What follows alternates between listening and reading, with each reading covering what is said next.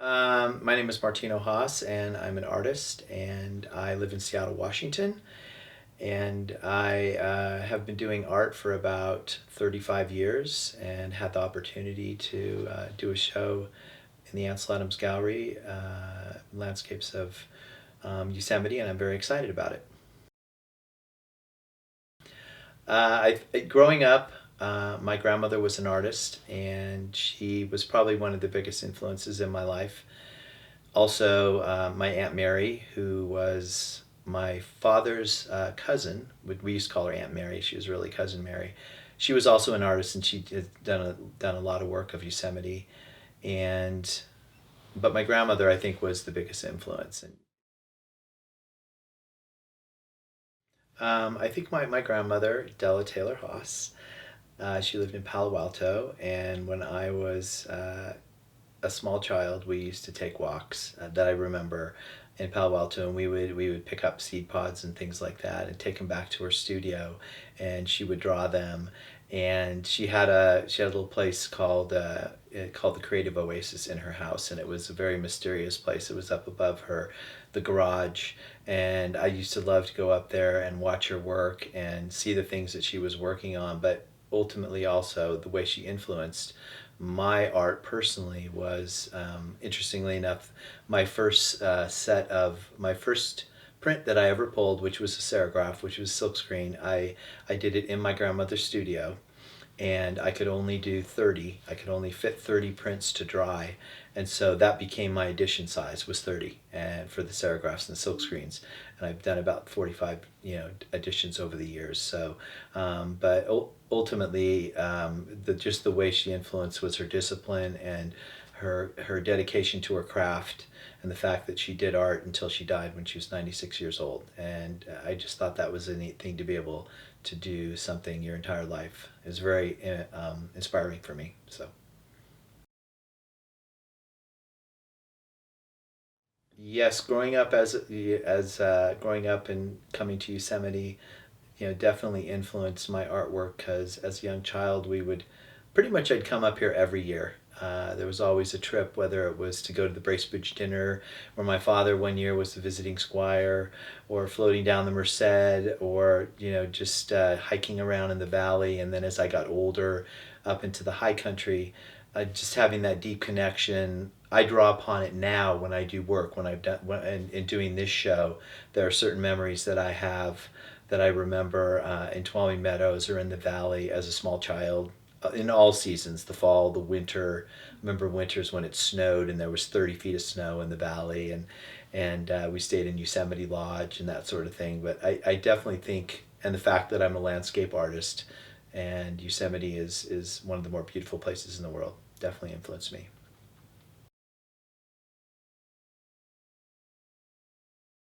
I think growing up in a family that had just an incredibly rich history with Yosemite was very unique, from the fact that my grandparents worked here and my parents worked here, and we did too. But having my grandparents grow up with Virginia and Ansel, and then my father being best friends with Mike Adams until my father passed away last year, and also growing up with Mike and Jeannie. And I've known Jeannie, Jeannie and Mike throughout my life, and Jeannie had from a very young age, gave me a lot of support, and I could always go to her with ideas, and she was always very helpful in inspirations and a lot of things about Yosemite. And Mike in his own way reveling in stories about my father, but the two of them together have always been very supportive of me as an artist, and had a lot of adventures with them, going up to Tuolumne Meadows with Mike and Sarah growing up. But definitely always appreciate that. So I think that is a big influence on that. It adds to the richness, I think so.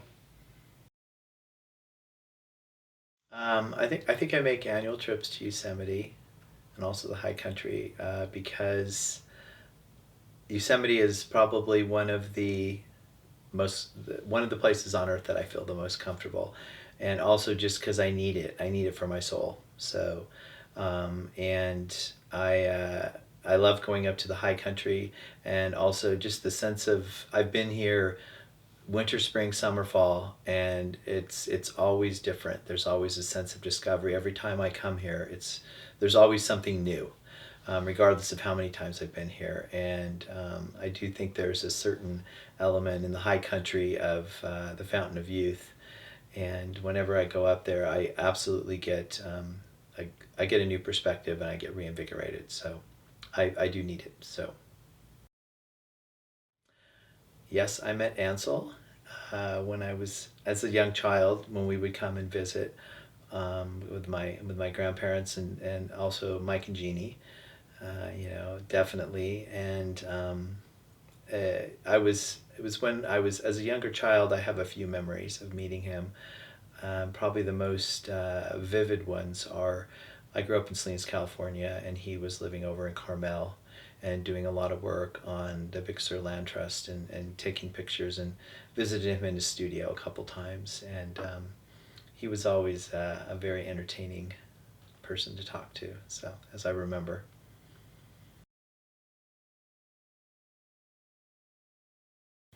Um, I think my connections to the Ansel Adams Gallery again span my life. Having the connection with Mike and Jeannie.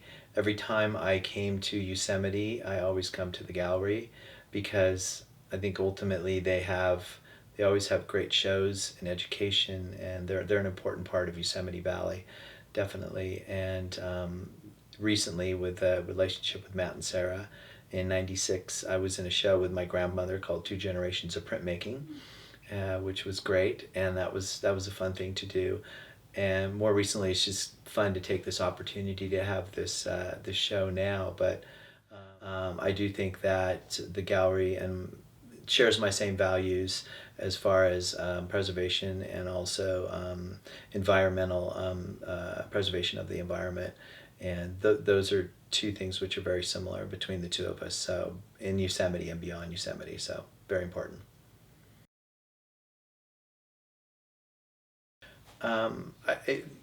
Yeah, I have developed a number of different mediums. I like to work in different media.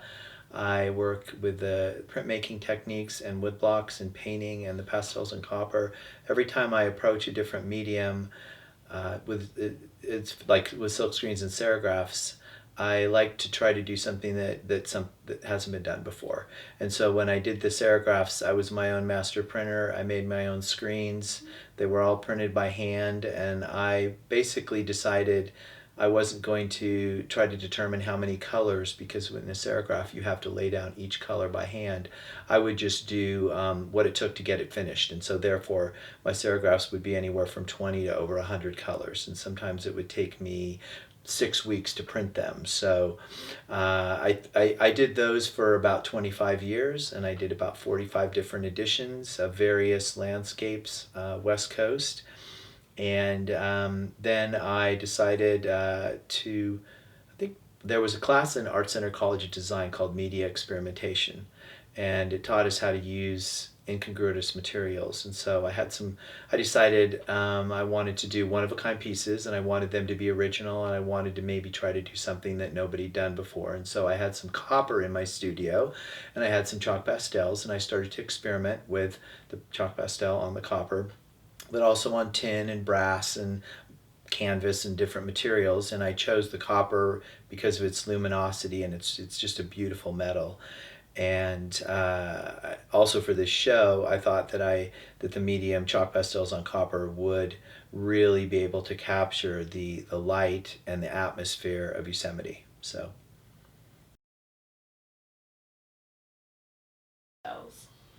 I think the chalk pastels on copper and really work well visually as far as being able to translate Yosemite Valley and the park, because the luminosity of the copper reflects an inner light.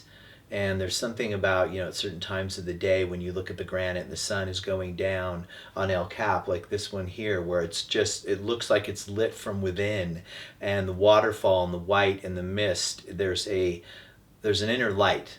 And I thought that the pastel and copper medium would be an excellent choice. And in starting the show, it kind of actually surpassed my expectations of the pieces that I was able to create. I was extremely happy with how they worked out. So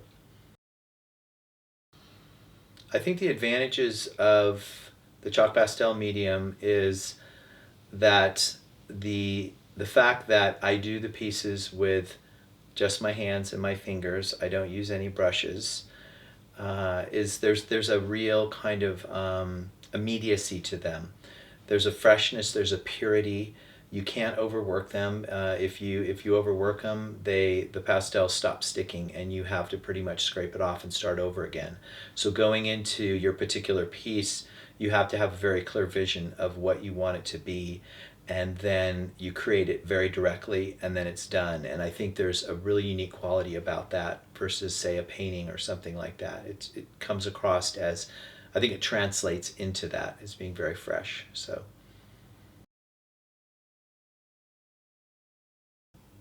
I think when I'm depicting Yosemite and the Sierra Nevada, that size doesn't really matter whether the piece is large or whether it's small. When I start to conceive of individual images, some things work better small. They're like little jewels. They're like they draw you in, and you want to walk up and you want to see them. And some things work better big. So when I'm doing a show, I always look at something because maybe it's a simple idea. Maybe it's just the light or the alpenglow on Half Dome. That's all it is. It doesn't need to be big. It can be just a little idea, and then maybe it kind of maybe hits a memory that you have of Half Dome. And then if you want the big drama of a waterfall or El Cap, sometimes you might want to do a larger piece, or tunnel view coming out and having that sweeping vista.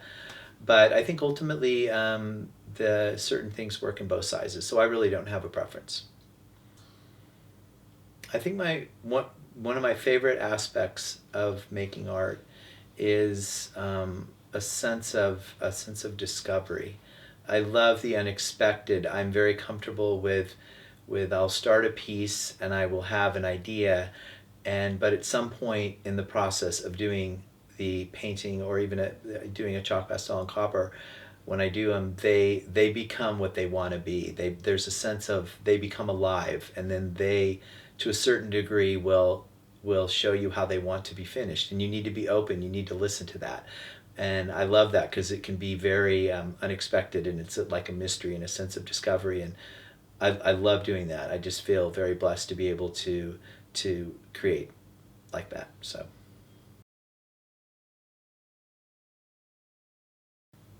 I think my favorite aspect of making art in Yosemite is the fact that from probably age one until now, um, that emotionally I have so much to draw upon from my impressions as a young child, as a teenager, as a young adult, bringing my children up here and my wife up here, and being backpacking with my father. I have so much rich history and memories in Yosemite, and having that, a lot of emotion and a lot of experiences to draw upon.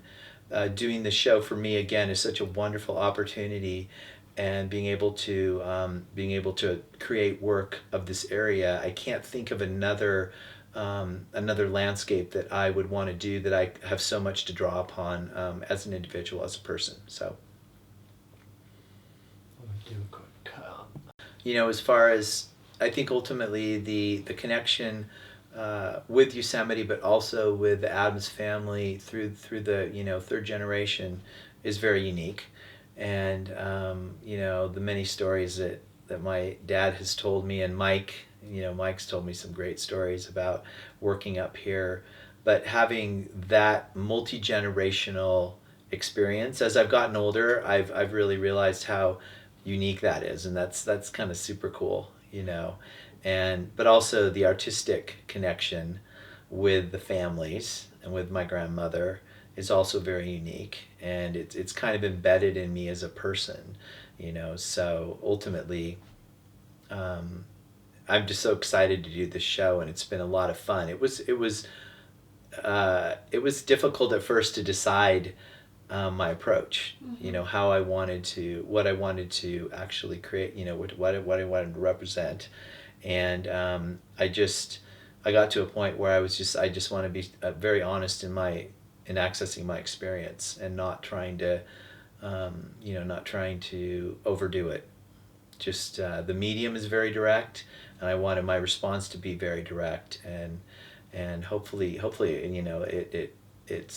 people will appreciate that. But I think more than that too, I think that people, if they look at it, maybe they'll remember their hike to Half Dome, or their hike in the spring, and you walk around the corner on the mist trail and you see Vernal, and your like breath is taken away because it's just thundering down on you. Or watching that, when I was here in April with my daughter, we had a Yosemite moment, because I mean that's kind of what I call them. I mean, one of my favorite quotes is, "You don't remember days. We don't remember days. We remember moments." And my daughter and I had this moment where we were in the Awani. It was dumping down rain, and we were staying in the little house here, and we came back, and I looked outside, and all of a sudden it had cleared, which happens a lot with thunderstorms here. And the light was incredible because I looked over on Sentinel Rock, and it was one of those times when the light was coming in really low. It was more winter, early spring light. And I told my daughter, I said, we got to go down the valley. We got to check this out because it could be good. So we jumped in the car, we drove down, and we got right past El Capitan and looked up at Bridal Veil Falls, the one piece that I did called Golden Veil. And it was like the light literally, I said, look at that, Taylor. And the light was on it for literally 2 minutes of just golden light hitting Bridal Veil and Leaning Tower. And in a minute later, it was gone. And you see people out in the meadows with cameras waiting for that moment, waiting for that last little flash on Half Dome so they can capture it. The unique thing with me is that I can capture it without waiting for it, because it's in my mind, and so I can create it. I mean, I think that's the difference between photography. Is photography, you're capturing and waiting for a specific moment, and then you may manipulate it in the studio. But with me, I can manipulate it because of my memory, because it's in my head. Artistic license, that's what it is. So